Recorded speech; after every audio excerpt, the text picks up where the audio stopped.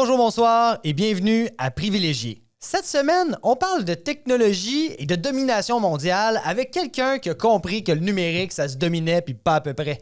Notre concours et privilège de la semaine, comme à chaque semaine, vous courez la chance de gagner un privilège qui est cette fois-ci adressé à une partie de nos auditeurs, soit ceux qui sont en affaires ou qui veulent le devenir.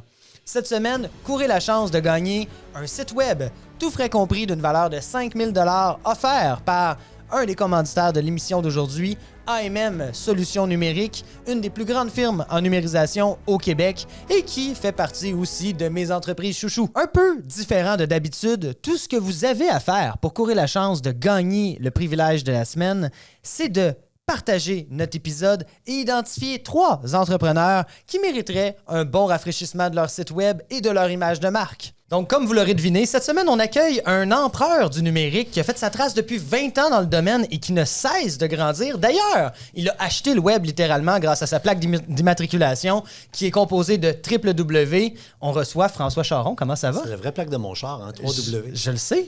On vient d'en parler. Je l'ai vu dans le parking. J'aime ça parce qu'avec mon TDAH, c'est la première fois que je me rappelle d'une plaque de char que j'ai.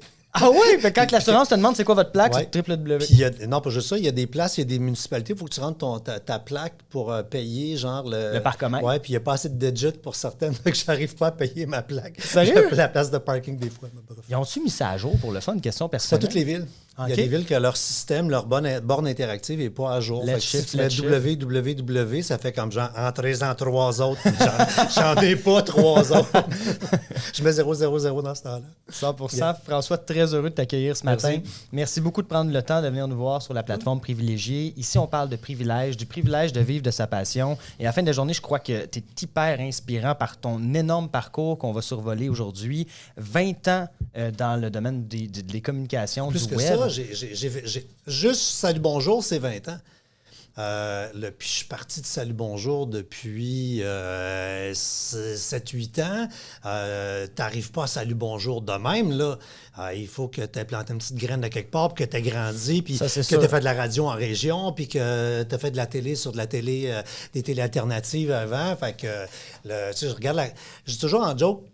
Le gris dans la barbe, là, c'est pas des méchants, tu sais. Fait que tu sais, j'ai commencé à 16-17 ans, puis je suis rendu à 55, fais le calcul, là.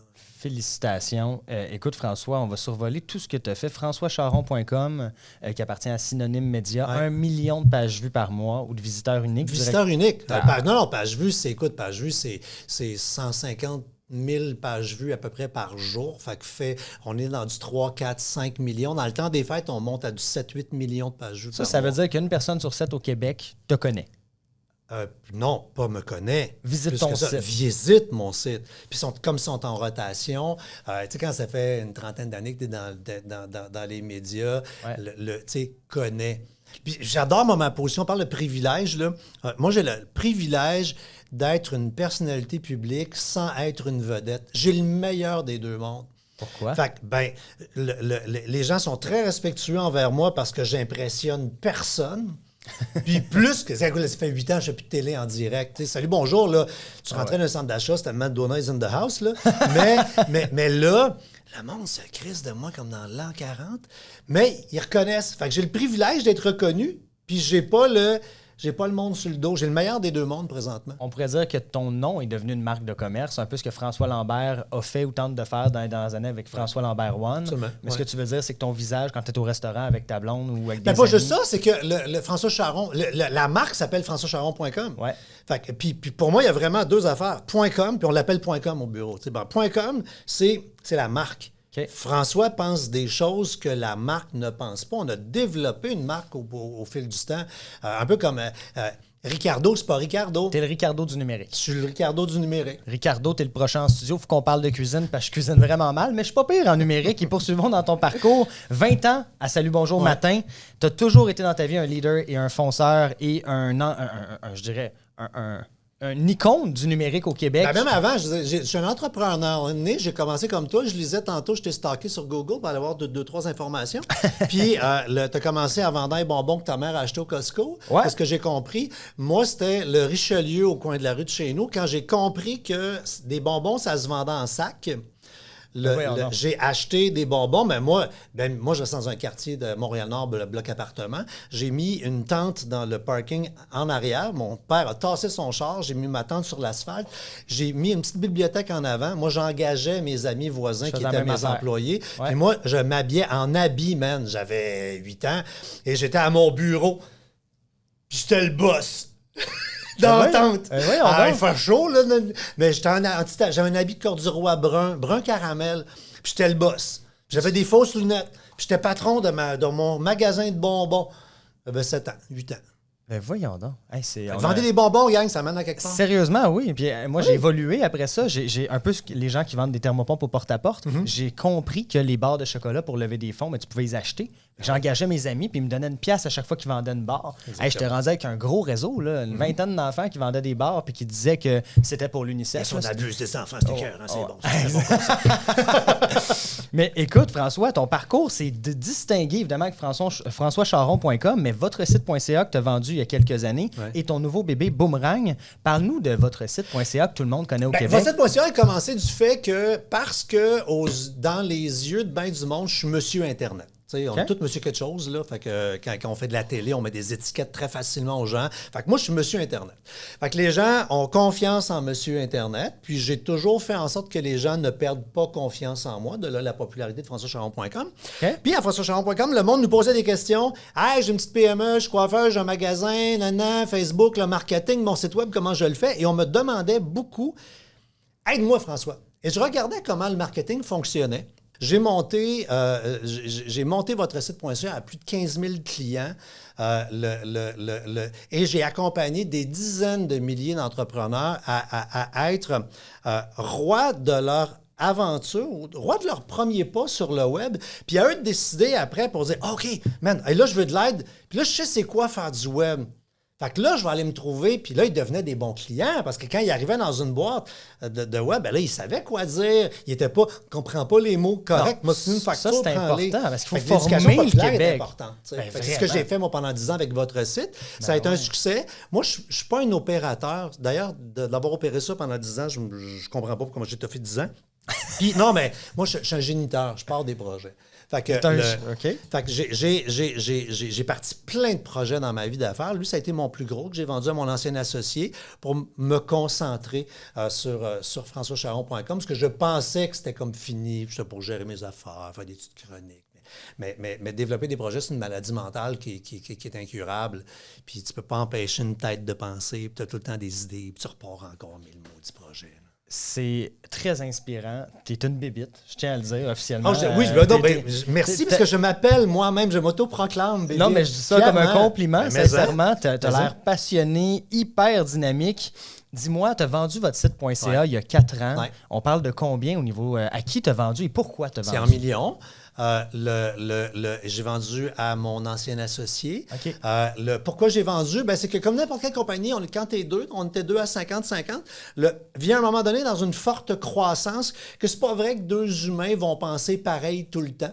Au début, tu penses pareil, puis là, le bébé grandit, puis là, un veut partir d'un bord, un veut partir de l'autre. Pascal, qui était mon associé, avait une vision à lui. Moi, j'avais la mienne. Lui, c'est un opérateur. Moi, je suis pas un opérateur. Ouais. Fait qu'à partir du moment où on avait un clash, où on disait, là, il faut qu'on choisisse l'idée de un ou l'idée de l'autre, je trouvais ça plus logique que l'opérateur garde la compagnie. Okay. Moi, j'allais partir d'autres projets. Fait que super rapidement, on a surpris tout le monde. On s'est décidé en moins d'1 semaine, on a convenu l'évaluation, le financement. C'était réglé, c'était signé, j'étais parti en 30 jours. Wow, félicitations.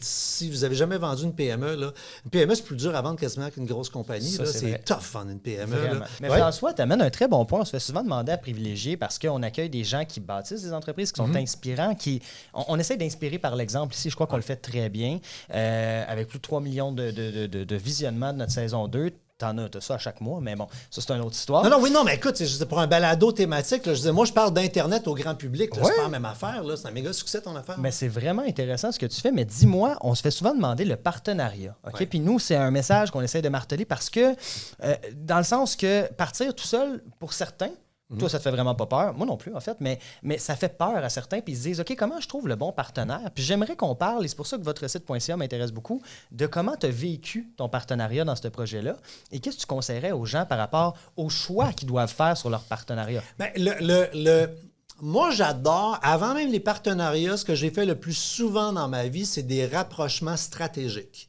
Ce qui veut dire? Je suis propriétaire de mes affaires, tu es propriétaire de tes affaires et on va juste s'entendre qu'on marche sur la même rue, à la même vitesse, dans la même direction.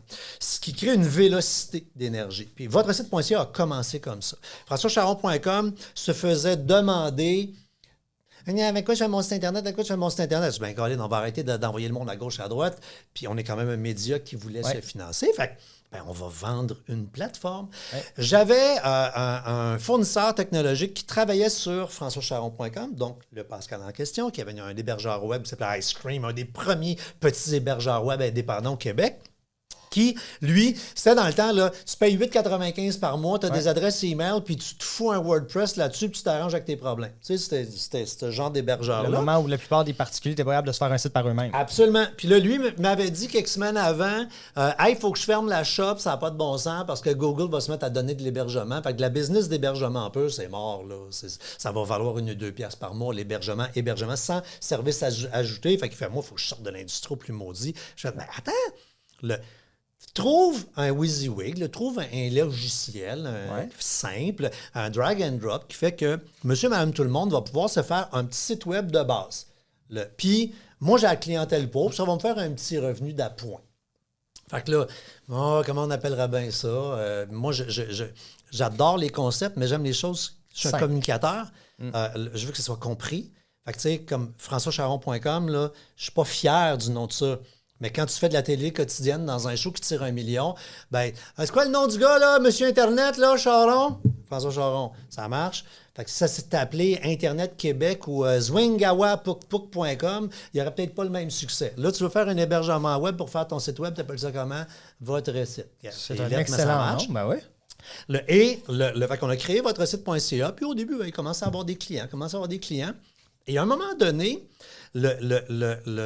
ce petit produit-là commençait à être tellement gros que j'ai été obligé de regarder mon fournisseur et lui dire, ben, faut que je t'avale parce que je représente, c'est moi ton gros client. Puis même, je t'ai rendu que moi, je bypassais... J'étais tout le temps rendu dans business. Je parlais à ses employés à lui parce que c'était mes clients. Fait que j'avais le droit, tu comprends? C'était plus une marque blanche. Là. Je veux dire, on a fait un take control et c'est là qu'on a fait à la place. OK, c'est correct. Donc, on a acheté, Pascal et moi, lui avait un associé dans son entreprise, on a acheté la compagnie, puis on a créé une entreprise qui s'est appelée Votre site.ca Incorporé, qui a grandi dans un an, puis qui a encore ses heures de gloire maintenant. Mais ce qui est génial en travaillant comme ça, c'est que moi, j'ai jamais eu à mettre une scène sur la table pour le partir. Après, en croissance, c'est investi. Mais pour le partir, je suis parti d'une boîte qui désespérait d'avoir plus de clients, qui avaient déjà ses infrastructures, déjà ses affaires, déjà son know-how. Moi, j'avais la clientèle, puis je n'avais pas le know-how. C'était un mariage extraordinaire. Puis au début, lui, il était mon fournisseur de services, là. Okay. Puis lui, il était bien content parce que ça y amenait de l'eau au moulin. Moi, j'étais content, ça m'amenait des profits pour pouvoir générer des contenus. Des ressources derrière pour produire. Puis en plus, je disais même pas non aux gens, parce que ce qui est frustrant quand tu es dans ma position, moi, je suis un référenceur. Hein, les gens me demandent quel ordinateur j'achète, c'est quoi le meilleur antivirus, avec quoi je fais mon site web. C'est vrai que toutes ces questions-là, c'est à ça qu'on répond. FrançoisCharron.com depuis une vingtaine d'années. Mais là, j'ai arrêté de dire au monde, arrange-toi avec tes troubles pour ton site web. Ils étaient contents, on les prenait en main. En plus, je leur disais même pas, va ailleurs. Je disais, hey, tu savais pas? Viens chez nous. Ouais. Là, il était content, là, il faisait ça sur M. Charron. C'est le fun. François, il faut aller plus loin dans ton parcours parce que là, on est déjà dans le vif de l'action. Moi, je veux savoir, tu as pris ta décision très vite de te diriger en communication à l'école ATM. Ouais. Ça vient d'où toute cette fougue-là? Est-ce que tu es rentré toi au cégep et tu as dit je vais casser le monde en deux? Non. J'avais de grandes ambitions. J'ai toujours voulu, moi, c'était me ramasser à avoir un talk show. Dans ma tête, c'était ça ton objectif? C'était être animateur d'un talk show. Et j'avais pas de plan B. j'ai appliqué à Jonquière, puis qui était hautement contingenté à l'époque. Il y avait 500-600 personnes qui appliquaient par année au cégep en communication, puis on était peut-être 150, 160 acceptés. Puis si je n'étais pas accepté en ça, je ne sais pas ce que j'aurais fait. J'ai été accepté. OK. Youpi. Puis juste penser à j'aurais pas été accepté, puis je vois tout le chemin que ma vie n'aurait pas fait, ça me provoque quasiment une crise d'angoisse parce que je suis tellement content d'avoir vécu ce que j'ai vécu que je sais pas comment j'aurais réagi, petit cul de 15 ans, me faire dire non, ton rêve, t'as pas le droit. Puis c'est ça que je capote avec le côté contingenté des écoles. Il y a des kids là présentement, ils disent hey, moi, mon rêve, c'est de faire ça. Ouais, puis non, mais c'est contingenté, fait que tu peux pas. Tu veux devenir médecin, t'es pas assez fort en maths.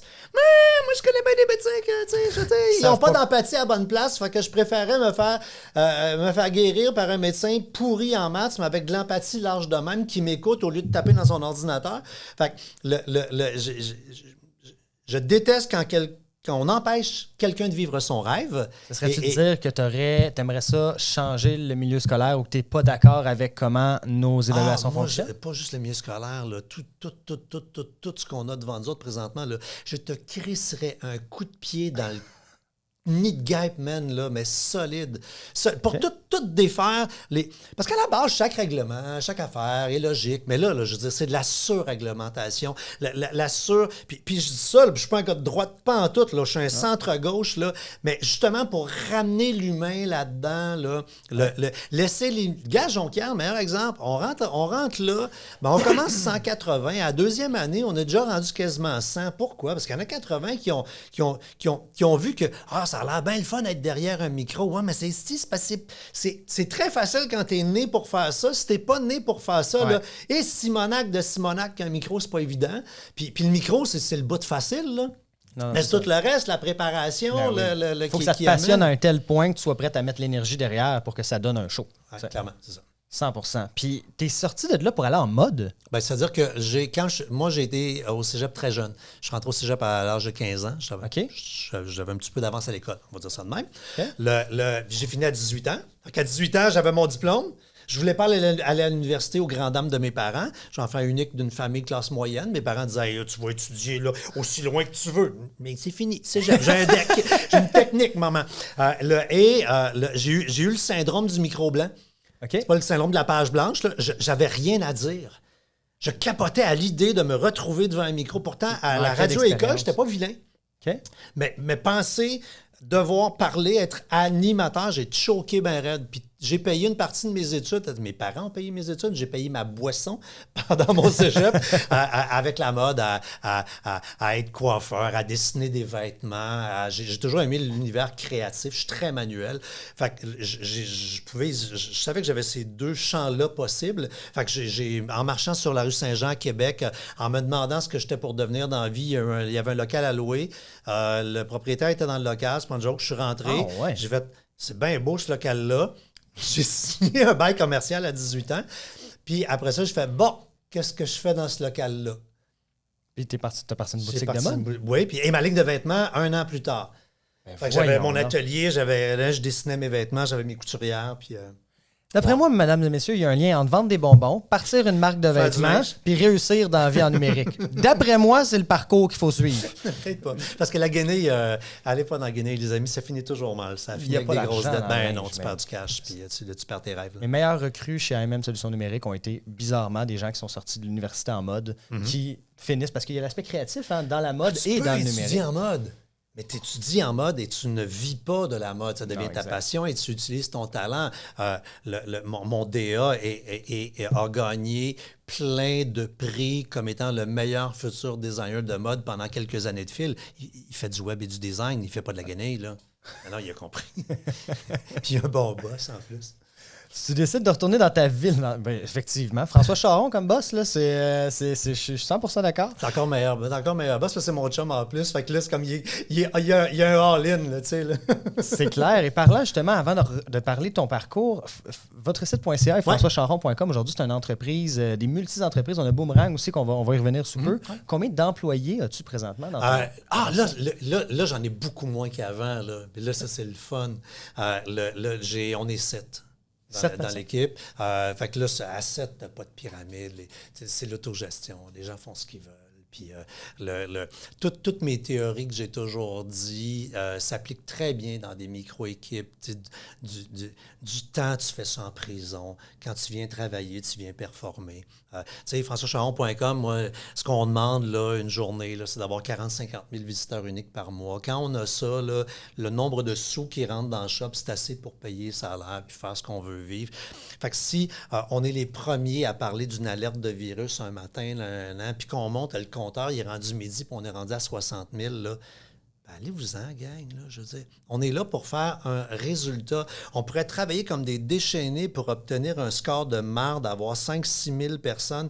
On ne paierait pas les salaires, on serait dans la boîte. Puis si avec un texte, on fait un coup de circuit, fait que ça m'a pris du temps à la comprendre, celle-là, puis à être accompagné, puis à aller suivre des formations de gestionnaire, puis les maudits KPI qui m'ont pionné toute ma vie. Mais, puis là, c'est les KPI qui me pionnaient. Mais quand j'ai compris, ça prend 1 ou 2 KPI, ça prend 1 ou 2 objectifs simples et concrets. Comme ça, tout le monde se bat pour s'en aller à la même place. La journée que j'ai mis un KPI simple, on s'est mis à tout atteindre nos objectifs. Tout atteindre nos objectifs. Puis là, quand tu fais ça, quand tu atteins tes objectifs comme gestionnaire, qu'est-ce que tu fais? Tu fais rien. Tu laisses la machine rouler. Puis là, les employés prennent des décisions que tu n'es pas d'accord. Mais tu regardes le KPI, tu fais sa décision, elle doit être bonne. Lui, il voit la vie dans son angle, sa façon, puis il veut atteindre l'objectif. Qu'est-ce que je veux? Je répète tout le temps, le chemin entre A et B est parfois la courbe en société. Okay. Puis des fois, moi, je suis le premier à vouloir imposer le chemin à quelqu'un. Puis quand je t'arrête de faire ça, je fais « Ta gueule, Charon! » Est-ce qu'il se rend à B? Oui? Ben bravo, célébrons, puis il y a de la bière dans le frigidaire. C'est excellent. C'est excellent. Tu as décidé de retourner on revient à ton parcours universitaire cégepien. Oui, cégepien. En passant, les prêts et bourses, pour ceux qui ne le savent pas, ça sert à acheter de l'alcool, pas à payer des études. Mais tu sais que ma fierté, j'ai été prof post-universitaire. Sérieux? Fait que mes étudiants devaient avoir un bac pour être dans ma classe. Et moi, j'avais un deck. Je la trouvais pas pire, cette situation-là. T'enseignais quoi? J'enseignais la stratégie de succès sur le web. Wow. Comment générer un hit en ligne avec un concept. OK. Excellent. Puis j'ai une question personnelle pour toi. Crois-tu que le fait d'être de la génération des années 2000, donc d'avoir été aux études près du boom de l'Internet, t'a aidé à pouvoir gravir des échelons par rapport au numérique? Bien, c'est-à-dire que je suis content que mon cerveau ait vécu l'avant-Internet. Okay. Parce que je pense que ça fait que mon cerveau créatif a une vision plus large qu'un cerveau qui est venu au monde en pesant sur des pitons puis en voyant ça. Okay. J'ai vu l'avant les pitons. J'ai téléphoné, moi, avec une roulette quand j'étais enfant. Je me suis levé pour changer un poste de TV. Ouais. Hein? J'ai mis dans ma chambre un SOS sur l'antenne. Fait que quand on dit les concepts de communication, émetteur, récepteur, message, distorsion, qui est la base de la communication, ce que tout le monde oublie tout le temps, parce que tout le monde, connaissant pas ça ou l'oubliant, font juste de la distorsion en permanence. Ben moi, je me rappelle la distorsion. La distorsion, là, c'était... On voyait même pas la TV. La radio était pas sur le poste, ça grichait, man. C'était une roulette calvaire pour arriver sur le poste. Fait que tout ça fait que quand tu as vécu les médias de même, quand tu arrives pour faire un concept, tu penses peut-être pas juste numérique. Puis là, tu fais comme là, tu sais, comme le Club Boomerang qu'on a lancé, c'est un club de remise en argent. Tu passes par nos liens, tu achètes chez Simon, tu as du cashback. C'est du affiliate link, c'est un Rakuten québécois. Bon. Et, nous, on a des codes QR dans les journaux, marqués scanner, économiser. OK. Donc, tu prends le traditionnel, tu le ramènes sur le web. J'utilise l'ensemble des canaux de communication. Moi, je ne suis pas vendu à rien. 100%. Je veux que le message se rende. Puis si pour que le message se rende, il faut que je prenne un avion avec une banderole en arrière. Je vais prendre un avion avec une banderole. Sauf que le plus jeune, qui est né à l'ère numérique, ses référents et ses réflexes ne seront que numériques. Peut-être. Fait qu'il risque, il y a un potentiel de rater des occasions parce qu'il ne pense pas à mettre une banderole en arrière de l'avion. OK. Mais on va plus loin que ça. Ouais. Crois-tu que... Puis là, ça va être... Écoute, j'en ai beaucoup encore pour toi, mais le numérique est en train de prendre des parts de marché importantes. On a parlé de la télé tantôt par rapport au fait que la télé est en train de se transformer. Pour le mieux, pour le pire, c'est une discussion complète. Mais ceci étant dit, la télé d'aujourd'hui, mettons qu'on prend ça comme exemple, c'est plus d'ouvrir et de syntoniser un canal, et ça ne le sera plus dans les prochaines années. Occupation Double l'a prouvé parce qu'il est écouté par ma génération et les plus jeunes. Et toi, ah ouais. Oui, fan fini. Excellent. Donc, François fait partie des 20% de code d'écoute, j'imagine qu'il l'écoute à la télé. Moi, je fais partie des 80% de code d'écoute qu'il écoute sur le web. Je l'écoute dans la télé, pas à la télé. Donc, tu l'écoutes aussi sur le web? Moi, non, je l'écoute, mais je l'écoute pas via le signal de la télé. C'est-à-dire que moi, j'ai encore 4 illico recorders dans la maison. Excusez.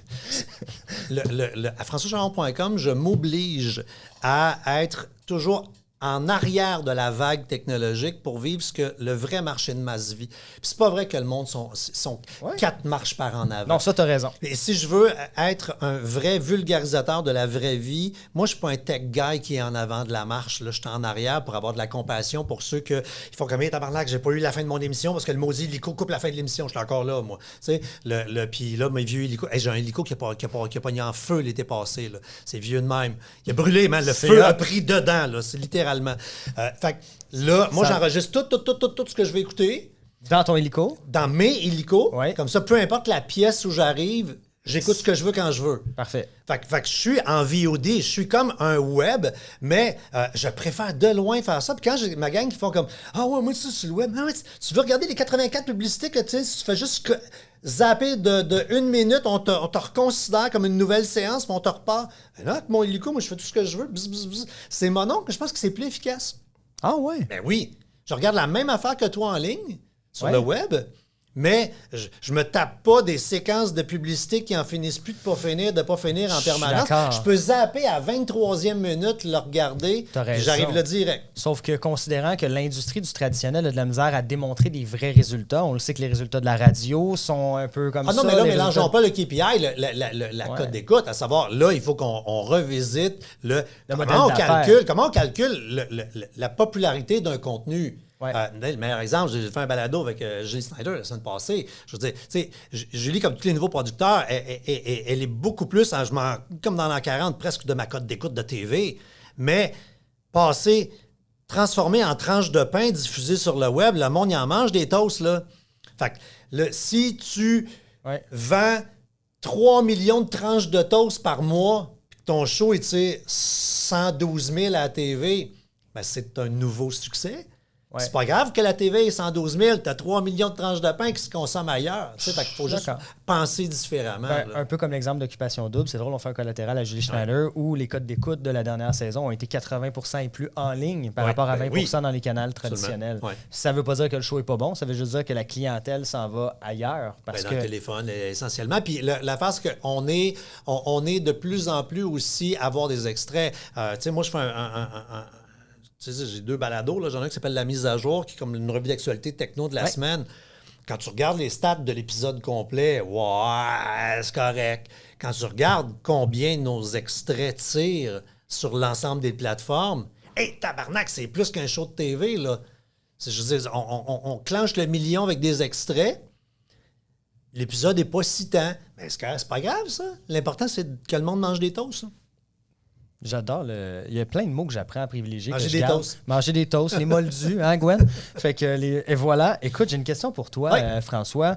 Les podcasts, les podcasts sont arrivés en 2000. Ouais. Comment, de ton expérience et ton empire numérique, expliques-tu que 20 ans plus tard, les podcasts deviennent populaires et commencent à tirer justement et à vendre des toasts? Ben parce que l'humain change lentement. L'humain n'est pas l'industrie. L'industrie a parti le podcast puis pensait que le monde était pour se plugger là-dessus. Puis même encore là, le podcast, tu sais, de la radio, tu ouvres une radio. La TV, tu ouvres la TV. Là, un podcast, bon, t'es-tu sur Spotify? T'es-tu sur vidéo? T'es-tu en audio? T'es où? Je vais le trouver. Moi, mon balado d'entrevue s'appelle La vie est belle. La vie est belle, c'est un parfum super populaire. Google La vie est belle. Tu vois, là, je suis loin en tabarnak dans le référencement. Non, mais tu comprends? Wow. Fait, mais il n'y a pas, genre, podcast.com. Tu comprends? Où tout est là. Où c'est facile. T'sais, la radio, c'est facile, je te demande la fréquence. 106.9. 106.9, merci, bonsoir. T'es Cogeco Mauricie, puis c'est réglé. Fait il y a quelque chose de complexe encore dans comment j'écoute ça. Dans l'accessibilité au podcast? Oui, fait que s'il y avait une plateforme super simple où j'arrive là, je pèse dessus, il y a le Python download à côté, tu sais, le Netflix du podcast là, qui ramasse, qui rapporte toutes les patentes. Dubois, le boss de TVA, qui est en fin de carrière, s'est fait une sortie récemment où il a dit là, il faut qu'on arrête de tout faire nos maudites plateformes à gauche pas à droite, puis il faut le faire le Netflix québécois. Là. Ça n'a pas de bon sens qu'on ait un Cube, un Illico, un Tout TV, un Nouveau. On est trop petit pour se chicaner. Il faut tout pogner ce qu'on fait dans une seule place. L'internaute, le consommateur à la recherche de contenu ira là. Puis là, tu vas avoir vidéo, podcast, audio. Tu vas peser sur ce que tu veux et tu vas tout écouter les contenus. Parce que si on ne fait pas ça, les gens vont se retrouver vers les grosses plateformes où il y a tout. Ah, il n'y a pas tout, il y a tout sauf nous autres. Je comprends ce que tu veux dire. C'est qu'il n'y a pas de centralisation. Puis en fait, un des succès de Google a été de naître parce que ça a permis à l'Internet de se développer, d'avoir un endroit pour retrouver de l'information. Et pourquoi le câble a été si populaire longtemps? C'est que tu t'abonnais au câble puis tu avais tout. Ouais. Tu avais tout dans ta TV. Tout était là. Fait que la simplicité, l'internaute veut... L'humain, pas l'internaute, l'humain veut que ce soit simple. OK. J'ai une question pour toi. Ouais. Que penses-tu de TikTok dans le marché d'aujourd'hui? On parle d'un média qui est mal vu par les gouvernements américains pour différentes raisons. TikTok, comme toutes les nouvelles affaires, il est populaire, mais on se calme. Quand on regarde vraiment les chiffres, là, tu sais, il y a 2 ans, c'était le métavers, puis là, mais non, le métavers, il est à moitié décédé. Ouais. Ça va y prendre 30 ans. Là, on est dans le AI. Hey, on était dans le AI avant, on se calme. ChatGPT, c'est trippant, là, mais ils ont encore bien des niaiseries. Fait que le TikTok est moins populaire qu'on pense. Ce que je n'aime pas de TikTok, c'est la dérape, la grande dérape au niveau éditorial qui se passe sur cette plateforme-là. C'est un algorithme méga puissant, mais il y a un danger, gang, à se retrouver dans un tunnel éditorial. À penser que parce que toi, t'aimes teindre... Puis je vais volontairement pas parler de politique, là. Toi, t'aimes teindre ta terrasse. Ah, si tu penses que la planète est en train de teindre une terrasse, tabarnak! Hey, on se calme, là. Je teins pas ma terrasse présentement. Fait que là, des gens entrent dans des vérités parce qu'on se fait confirmer. Ça s'appelle le conditionnement. Pavlov. Okay. Tic-a-dig-a-ding. Tic-a-ding. Tu fais juste tic-a-dig-a-ding, tu ne mets même pas de manger, puis le chien, il salive. C'est ça le conditionnement. L'humain peut être conditionné. Et à se faire dire, t'as l'affaire, prend un humain qui est de droite, mêlé dans juste du blabla de gauche, il va virer de gauche en 2 semaines, même principe de l'autre. Et on l'a vu, la dérape là, pendant la COVID. Oui, t'as raison. Moi, j'ai peur à ça, j'ai peur à ma démocratie. Les gens vont plus voter, rentrent dans des tunnels de t'es végétarien, tu penses que c'est juste ça, puis là, ta vie tourne autour du vegan. Si la vie, c'est plus large que ça. C'est plus large. Et malheureusement, c'est tu sais, comme dans l'eau dans une toilette, là, c'est un vortex là, qui tire vers le fond. TikTok, c'est malheureusement ça. Les réseaux sociaux l'étaient, mais ça, c'est comme la quintessence de « je te tire vers le fond » et tu peux te retrouver dans un tunnel où tu penses que tout le monde pense comme toi. Puis non, je te le dis, là, c'est pas tout le monde qui teint sa terrasse présentement. Je l'entends et je crois qu'en fait, ce qui fait que TikTok est populaire aujourd'hui, c'est qu'ils ont réouvert leur algorithme comme on a connu Facebook dans le temps. Ouais. Aujourd'hui, si tu ne mets plus de publicité, tu reaches 1/10 de ce que tu pouvais atteindre à l'époque. Absolument. Est-ce que tu as vu un impact sur tes entreprises qui sont principalement axées sur les médias sociaux et aussi le traditionnel? Pas tant. La valeur de la pub en ligne baisse beaucoup, particulièrement là, au moment où on jase, là, on est comme le 7, 8, 9, 10 mai. Là. Ouais. Depuis le 1er mai, c'est passé quelque chose en pub en ligne. Là, ça a droppé, c'est un petit moyen temps. La valeur, je parle de la valeur des pubs. Donc, le prix de la pub en ligne baisse au grand plaisir des annonceurs, au grand désarroi des producteurs comme moi, parce que je vis essentiellement de ça. Puis, les réseaux sociaux créent ça en partie. Pourquoi? Parce que le consommateur est devenu un bénévole créateur de contenu. Sylvie, ma voisine, crée du contenu pour TikTok en échange d'une reconnaissance sociale. On veut tous nos minutes de gloire. Et là, ces minutes de gloire, elle est contente. Manon, ma voisine d'en face, est sur Facebook, puis elle a fait des recettes, puis elle vole du trafic. Puis qui fait de l'argent, c'est Zuckerberg. C'est le seul qui fait des sous, c'est les propriétaires de ces antennes-là. Puis plus on est de bénévoles à faire du contenu gratis pour eux autres, plus on va les enrichir et plus, sans le réaliser, on va faire mal à notre écosystème de création de contenu. OK. Je l'entends, puis c'est effectivement... Puis je veux pas juste être pogné à regarder ma voisine à faire des recettes, parce que Ricardo, quand il fait de la TV, ça coûte cher faire un show comme Ricardo. Oui. Mais ses recettes, Ricardo, il fait pas juste le pâté chinois de la veille. Là. Il a réfléchi, puis il y a une démarche derrière. Fait que moi, j'en veux des Ricardo. Là. Mais est-ce que tu crois qu'on a une décentralisation, justement, de la création de contenu qui se produit présentement? La plupart des Il y a une démocratisation, c'est parfait, c'est cool. Puis il y a des podcasts qui sont mal filmés, mal enregistrés, avec des estimes de micro de marde, mais que le contenu est tellement bon que les gens les écoutent. Fait que là, on est ailleurs. Là. On n'est plus dans ça prend une caméra professionnelle, ça prend ici, ça prend ci, ça prend ça. Ça, c'est parfait. Ça fait que ça ramène à la base. Est-ce que le contenu est bon? Mais il ne faut pas juste qu'on aille dans le contenu instantané, dans l'opinion, dans le amateur, dans le Karen qui parle dans son char. Là. Je ne veux pas vivre dans ce pays-là. Puis des fois, je fais comme 55 ans, c'est pas pire. Ça va peut-être aller vite. Là. Je verrai peut-être pas ça. Merci beaucoup, François, d'être venu à l'émission aujourd'hui. J'ai vraiment envie qu'on se revoie parce qu'on aurait pu jaser ensemble pendant 2 heures. J'ai encore plein de questions. Ma dernière question pour toi, c'est que de ta vision, tu as vécu avant l'Internet, disons-le comme ça, ou du moins avant l'essentiel de l'Internet. On vient de vivre... J'ai vécu la radio AM au début. Ça n'existe plus. Ça existe encore? Radio Circulation 730. La seule que... OK.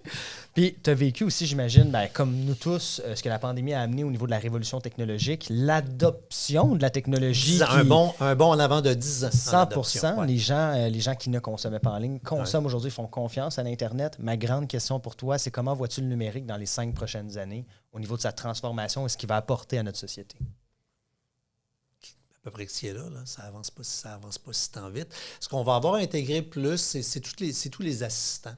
Là, on est en train de rapporter des affaires existantes. Fait que le AI conversationnel, quand il va commencer à devenir en couple avec Siri, Alexa, Google, hop, on va avoir un échange un peu plus intelligent. Tu sais, on est quand même juste au moment où moi, là, monsieur Internet, dans ma chambre, là, je dis « Alexa, allumer miroir ». Il rouvre mes rideaux, moi, Alexa, en ce moment. C'est fou, j'adore ça. Oui, mais il y a des affaires qu'il ne fait pas. Puis allumer miroir, il ne le fait pas. Ça prend 15 minutes avant que les lumières dans ma chambre allument. Moi, j'ai tout d'intelligent chez nous. Là, c'est moi, le monsieur Internet. J'ai toutes les affaires, toutes les religions. Puis on est encore au stade où des fois, Alexa n'ouvre pas les lumières. Fait que, tu sais, là, on n'est pas rendu là où on pense qu'on est rendu. Quand on est en techno, qu'on regarde en avant, on parle « Hey, regarde en arrière, champion. » Il y a des humains qui ont encore de la difficulté à allumer leur lumière. Fait on va, dans 5 ans, vivre ce que les gens de techno pensent qu'on vit aujourd'hui. On va le vivre pour vrai. Donc, ce que tu veux dire, c'est que le théorique qu'on voit présentement de ce que ça devrait faire la domotique va se concrétiser d'ici 5 ans. Tu vas avoir une simplification, tu vas avoir une unification. Alexa. As-tu déjà essayé de brancher vraiment une maison intelligente, de mettre des prises électriques puis que ça fonctionne super bien? 4 mois, puis que là, j'essaye. C'est ça que tu essayes. Et là, tu tapes le nombre limite d'adresses IP à l'intérieur sur tes affaires, puis là, il faut que tu remettes On n'est pas rendu là. C'est fait pour le beau-frère geek. C'est fait pour le beau-frère geek, mais le vrai monde, là, c'est mettre 3 cochonneries intelligentes dans la maison, ça va bien. Mais quand tu as dépassé le seuil de 20, 30, 40 dans une maison, tu changes de routeur, là, il n'y a plus rien qui marche, puis là, ça te prend un astrophysicien qui vient chez vous. Fait que c'est pas encore fait pour le monde. Tu rentres plein de devices 110 dans une maison, ça marche. Puis là, dans l'électricité, il marche ton esti blender. Tu défragmentes pas ton blender, tu changes pas le mot de passe du blender. Fait que le blender, ça, c'est à point. Mais le reste, il ne l'est pas encore. Pas encore. C'est une belle prévision. J'ai très hâte de voir on va être où dans 5 ans. Puis la publicité d'aujourd'hui, c'est de mettre des bannières sur des sites web, de générer du trafic. Le futur, selon moi, c'est le vocal. Donc, c'est-à-dire qu'Alexa perd de l'argent chaque fois qu'il te vend un Alexa pour entendre ce qui se passe dans ta maison et évidemment te reconditionner. Non, justement, là où on s'en va, puis je suis là-dedans avec mon Club Boomerang, je suis dans le marketing de performance. J'y crois énormément au marketing de performance. On va avoir malheureusement de plus en plus de contenus biaisés derrière lesquels se cache un intérêt commercial. De plus en plus de contenus sont des infopubs déguisés. Ça se fait de façon très maladroite. Tu sais, on parlait d'OD, puis bon, toutes ces émissions-là, là, je veux dire, on se calme le gourou, là, tu sais, là, ça n'a pas de sens, là. L'intégration publicitaire dans les contenus, tellement fort que là, tu sais, d'avoir la cacane, c'est correct. Mais là, d'être rendu de dire « Ah là, fait que là, pour que ça paraisse encore mieux, fait que là, on va faire le jeu de kick la cacane, fait que là, c'est kick la gourou, puis là, c'est man, là, ça a un impact sur le contenu, et ça, j'aime pas ça. Tout comme des gens comme moi, Moi, je suis chanceux, là, exemple. Toutes les compagnies d'antivirus au monde donnent des kickbacks si tu cliques sur les liens. Fait que je peux, de façon éditoriale, choisir les meilleurs et te dire, voici les meilleurs. Puis quand même faire un kickback. Puis même sur de la merde, je ferai de l'argent. Fait que je vais te présenter les meilleurs, puis je vais faire de l'argent. Sauf qu'il y a des canaux où les gens n'ont pas le meilleur dans les mains. Ouais. Et parce que c'est ça la source qui les paye, vont dire « Hey, ça c'est bon », puis ils ne te diront pas qu'ils sont en train d'être payés. La France vient de faire une loi, il y a 130 influenceurs qui vont se ramasser en dedans pour ne pas avoir dit qu'ils ont du kickback, mais il y a juste les Français hystériques qui font le ménage du web. Là. Ici, on s'en contre-banane. Là. Fait que j'ai peur à ce contenu-là, j'ai peur qu'on vive dans que la vie devienne Louis-José Mondou, téléachat. Puis ça, ce sera un recul de 25 ans. Tu as tout à fait raison. Merci beaucoup d'avoir été là. Merci à vous d'avoir été avec nous comme à chaque semaine. Et je vous annonce officiellement qu'on est à l'avant-dernier épisode de Privilégiés pour la saison 2. Et profitez de l'été pour revoir en rediffusion notre saison 1. On vous souhaite une bonne journée à tous et à la semaine prochaine. Bye. Merci.